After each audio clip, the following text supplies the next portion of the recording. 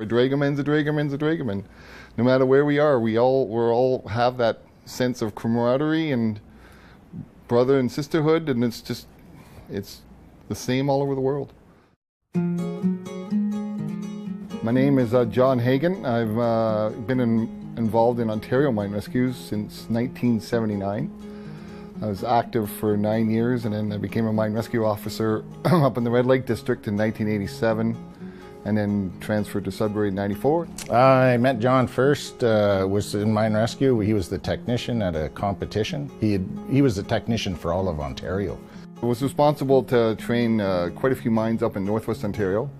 And then I became the Onaping mine rescue officer in the early 2000s. Mine rescue is a close community, so you meet a lot of people. The Boutet family out in Onaping, I trained the son, Aaron.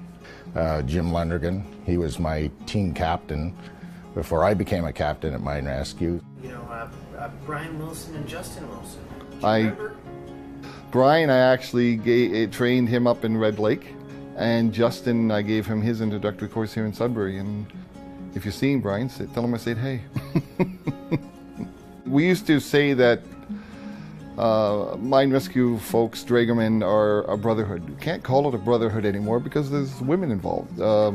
Simone Hensher, she's someone that I've trained at Glencore. I've trained a lot of women. So it's not a brotherhood, it's just a family. He's trained lots. It's, I imagine, hundreds.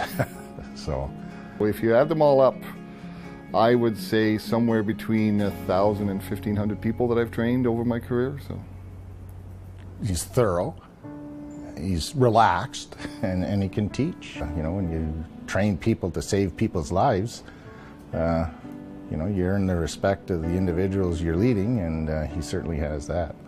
My own family is quite involved in mine rescue. My son-in-law, Andrew, he is actually active in mine rescue right now at Glencore. And his dad used to be active at Glencore as well, and I trained both of them. I started mining in 1979 when I was 18. It looked exciting. You know, you see these guys with stuff on their back and breathing apparatus on. And my dad's never wanted me to be in mining, but he supported me 100% as soon as I got into mining and mine rescue. He went to school for pre-med, actually, at Laurentian, and decided that pre-med wasn't for him, and that mining was. You know, much to my, oh my God. You know, I always appreciated what he did and what he's done and participated in, and it's given me some milestones too. He didn't really tell me, it just kind of, he just said, hey, I'm in mine rescue, and I just said, hey, I'm glad. It's going to teach you a lot about yourself and a lot about other people. So yeah, it makes me proud, makes you a better person. He's been a mine rescue man now for 12 years, 11 to 12 years. He's a good guy. He's actually the captain of the Glencore team right now. So I was actually visiting the mine, working, going to work on the equipment that needed to be serviced, and he saw me and he ran up the hill to talk to me, and I said, he said, I have something to ask you. And I said, what is it? He said, can I have your daughter's hand in marriage? And I actually started laughing. Well, we've been talking about getting married, so I kind of knew it was coming, but I didn't know that he was going to ask my dad first, or the fact that my dad laughed at him. I didn't know that until after.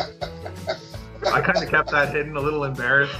Walked up to him at work. I would like to ask for permission to marry your daughter, and my father-in-law burst out in laughter. They met in high school, I believe it was, and the first time I met Katie they were 16.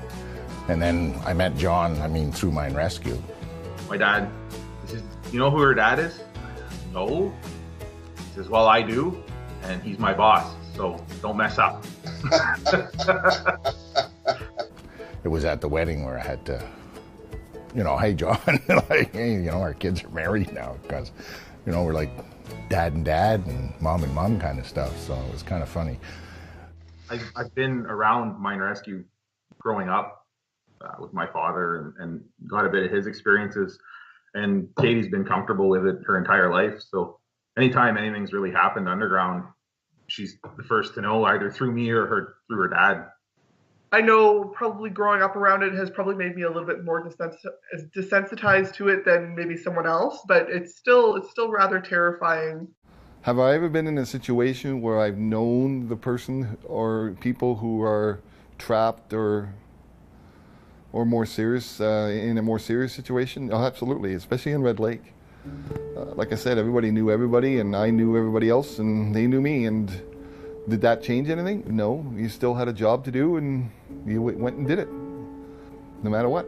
Because if you don't, who else is going to do it? The one that really kind of spooked us was the one at Fraser Mine, and it was all white smoke. But when we got to the level, at the 4,000 foot, and I asked, I was the captain of the team. I asked the number 2 man to take a gas reading, and it was, well, it buried our instrument, over 9,000 parts CO, and it was as clear as the room. So you see a lot of guys tighten their masks, you know, because suddenly it's, yeah, this is serious. But John, I remember him saying, no heroics. It was, you know, I know you guys are good at what you do, but, you know, just remember it's a team, so they don't want individuals fighting fires, they want teams to fight fires. I know the guys, like my dad is so meticulous when it comes to mine rescue that I know that the men that he trains are going to be the best that they can be because he's trained them so well, and he's so meticulous in making sure that they know their stuff. I can second that.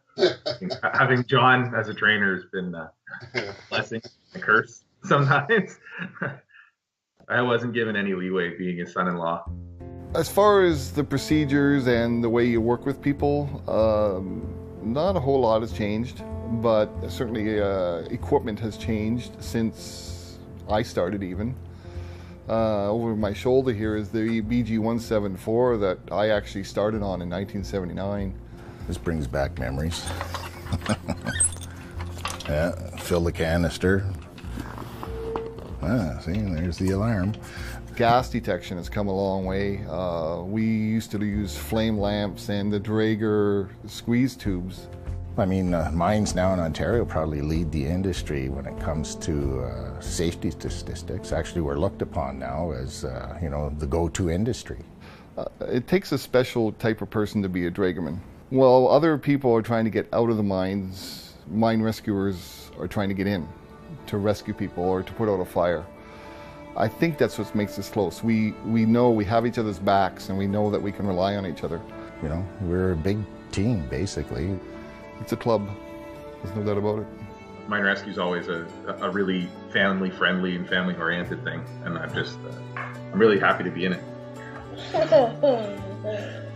I think I'm retired now, July 1st, and people have asked me, do you miss it? Do you miss the training? Do you miss being there? The only thing I miss is the people. And I still have most of my people in the contacts of my cell phone, so I'm hoping that I don't lose touch. They're quality people, and there's a special bond between the mine rescue officer and their recruits, and it doesn't go away. It never goes away.